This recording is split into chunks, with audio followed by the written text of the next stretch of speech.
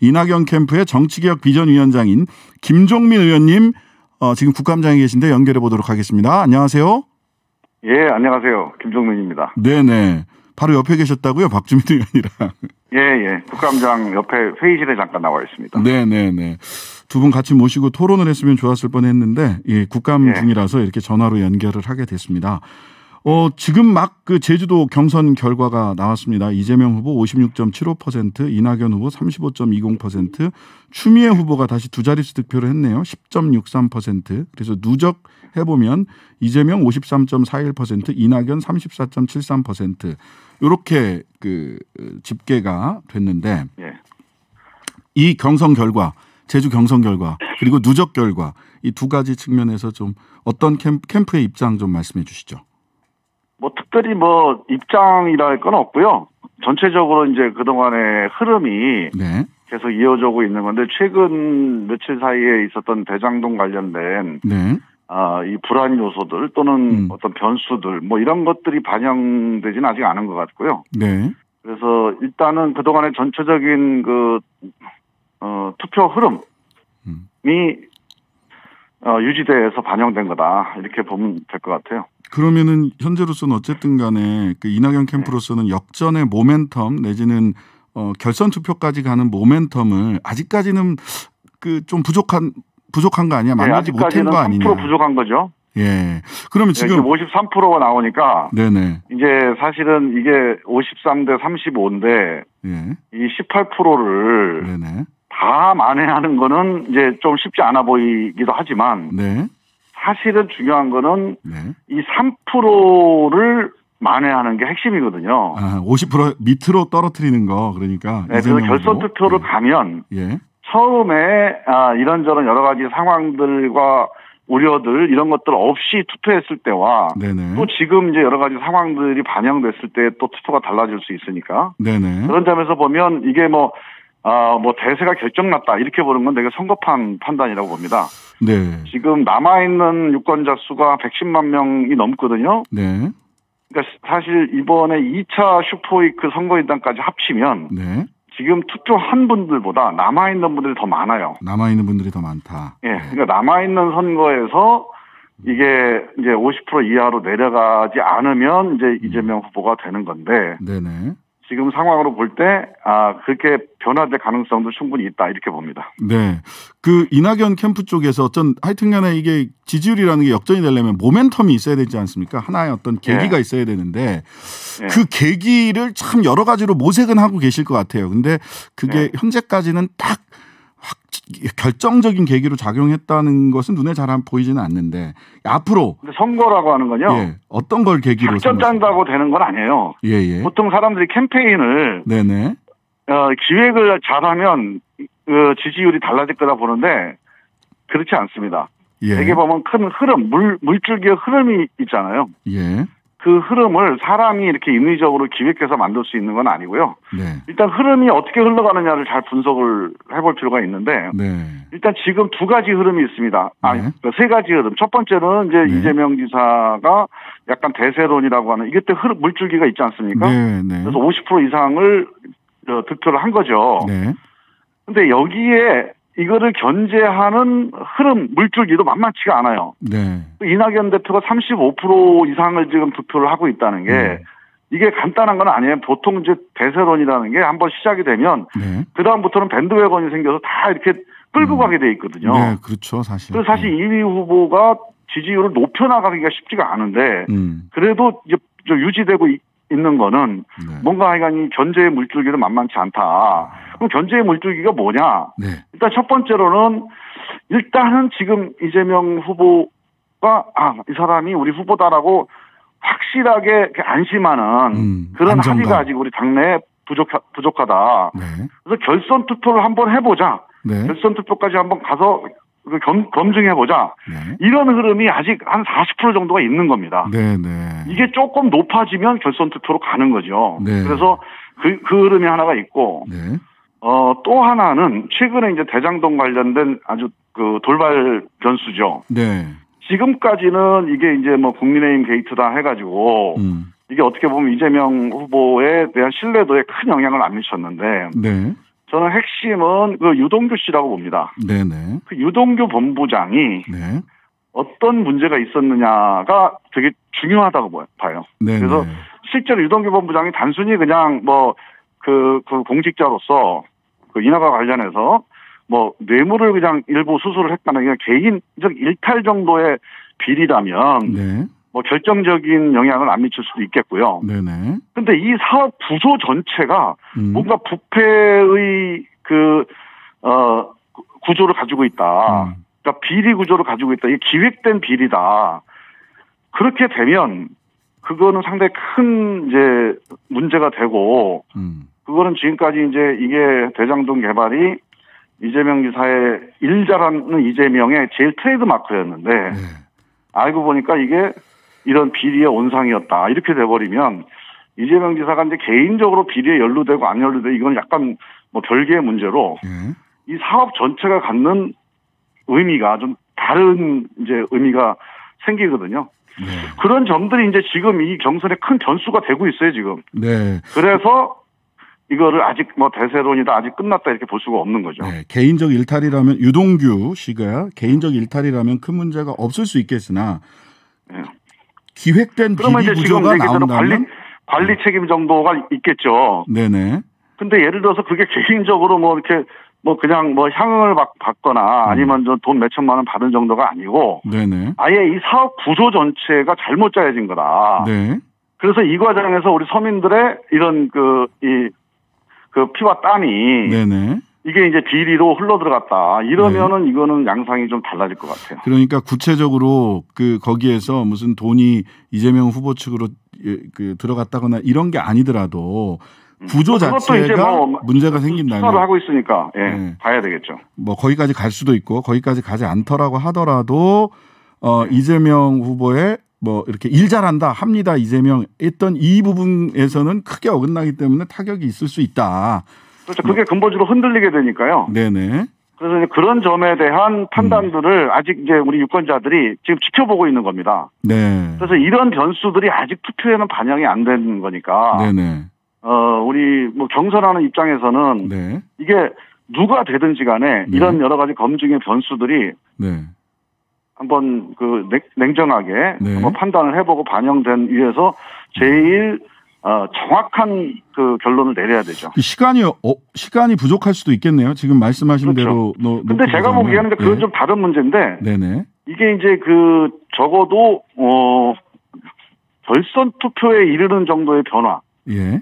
이런 거는 남은 이 투표 기간 동안에도 저는 가능하다 이렇게 봅니다. 가능하다. 뭐 왜냐하면 이재명 후보가 3% 정도가 떨어지면 결선 투표 가는 거거든요. 네.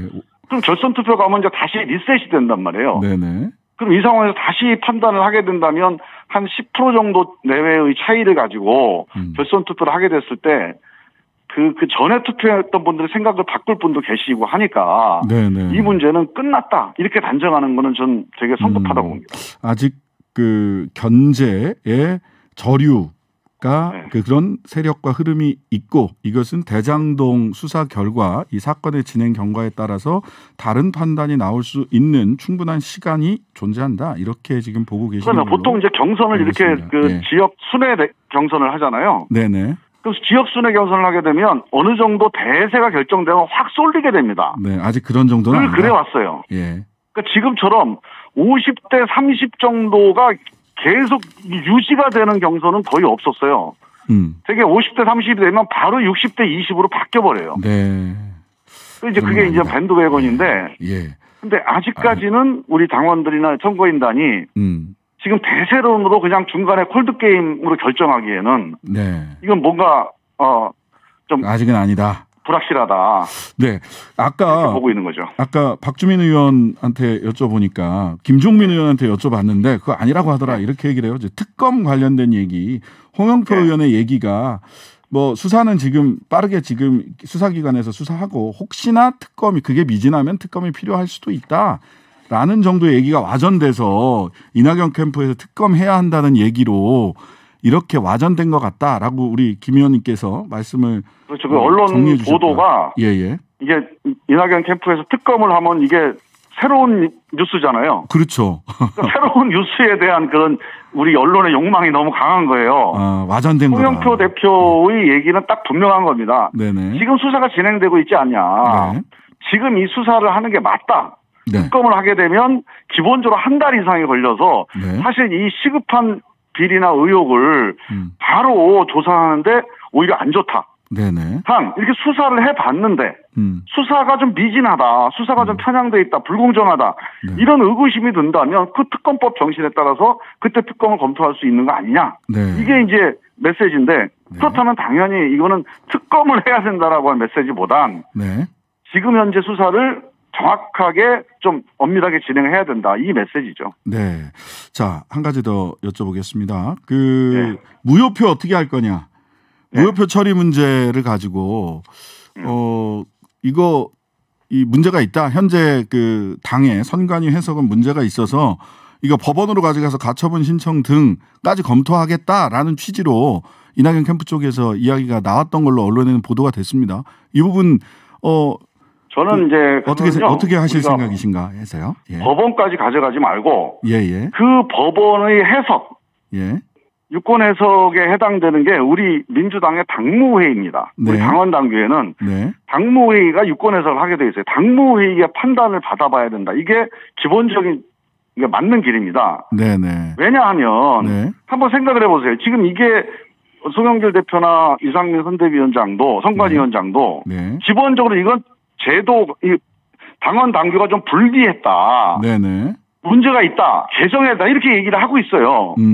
네네. 근데 생각을 해보십시오. 네. 우리가 누구한테 투표를 했어요. 정세균 후보한테 김동완 후보에 투표를 했습니다. 네. 이 투표에는 두 가지 권리가 행사됐습니다. 하나는 네. 정세균, 김두관 누구를 선택한 이 선택권, 이 권리가 반영되어 있는 거죠. 예, 선택한 권리. 또 하나는 민주당 경선에 참여한 이 참여권, 이 참여의 권리가 여기 반영되어 있어요. 네.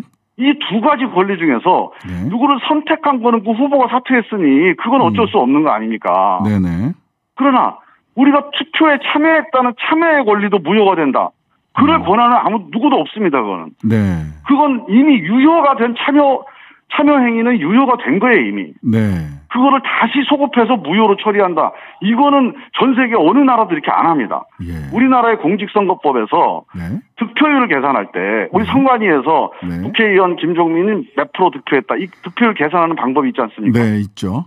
이게 우리 헌정 이후에 늘 똑같아요. 네. 그 중간에 있었던 여러 무효표가 다 모수에 포함이 됩니다. 분모에 네. 포함이 돼서 네. 그 전체 참여한 사람 중에 김종민이 몇 프로 얻었냐가 득표율이 되는 거지.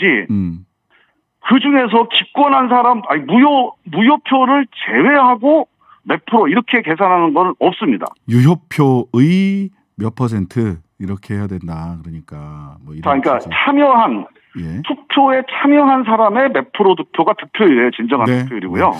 자, 예. 몇 프로에는 무효표도 당연히 포함되어 있는 거죠. 그러면 지금 말씀은 이건 법원까지 갈 문제는 아니고 당무위원회에서 재해석을 맞습니다. 해줘야 된다라는 취지로. 재해석이 아니고 아직 예. 유권 해석을 안 받아본 거예요. 당무위원회에서 유권 해석을 해야 된다. 받아봐야 된다. 선관위에서 해석할 문제가 아니다. 예, 당원 단계에는 해석이 엇갈릴 때는 예. 그 최종적인 해석권은 당무회의에 있습니다. 네. 예. 알겠습니다. 자, 경선 과정에서 예.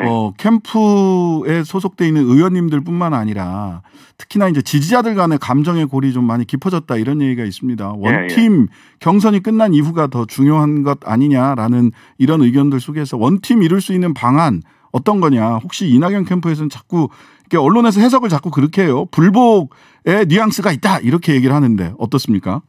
그거는요. 예. 이낙연 캠프, 이낙연 지지자 혹은 이재명 캠프, 이재명 지지자. 네. 근본적으로 네. 누구든지 간에 네. 경선이 끝나면 같이 가야 돼요. 네. 대한민국 전체로 본다면 선거라는 게 그런 거 아닙니까? 선거 네. 끝났는데 계속 총 들고 전쟁하면 네. 그게 같은 공동체가 아니잖아요. 네.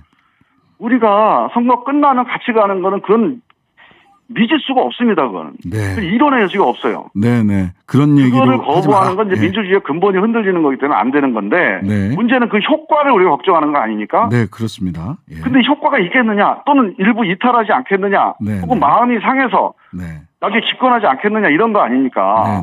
그래서 남은 기간이라도 그런 거를 좀 걱정해서 우리 정치인들이 노력을 해야 됩니다. 네. 누구보다도 리더들의 노력이 필요하다고 생각이 됩니다. 지도자들이 저는 이런 게 중요하다고 봐요. 예전에 이재명 지사에 대해서 이재명 지사는 안 된다. 저 사람은 뭐 근본적으로 안 된다. 이렇게 아주 극단적인 반대가 있었잖아요. 거기에 대한 반발이 또 오랫동안 이제 누적되어 온 게 있어요. 지금 이낙연 후보에 대해서 또 이재명 지지하는 분들 또 그렇게 이제 반대. 이낙연은 안 된다. 뭐 가짜다. 반개혁이다. 이게 다 사실이 아니거든요. 그러니까 서로 선거에서의 유불리 때문에 사실이 아닌 걸 가지고 공격하던 것들이 쌓여서 이제 감정이 이제 골이 생기는 거 아닙니까? 그래서 이거를 우리 정치인들이 나서서 내가 그 지지하는 후보가 좀 나은 거지 저 사람이 배제되거나 파도될 대상이 아니다. 이거를 분명하게 해줘. 이게 민주주의 기본 원칙이거든요. 네, 알겠습니다. 그래서 이 문제에 대해서 우리 정치인들과 또는 이제 언론, 또는 우리 당원들의 노력이 좀 필요하다 이렇게 봅니다. 네, 감사합니다. 지금까지 이낙연 캠프 정치개혁 비전위원장 김종민 의원이었습니다. 감사합니다. 예, 감사합니다.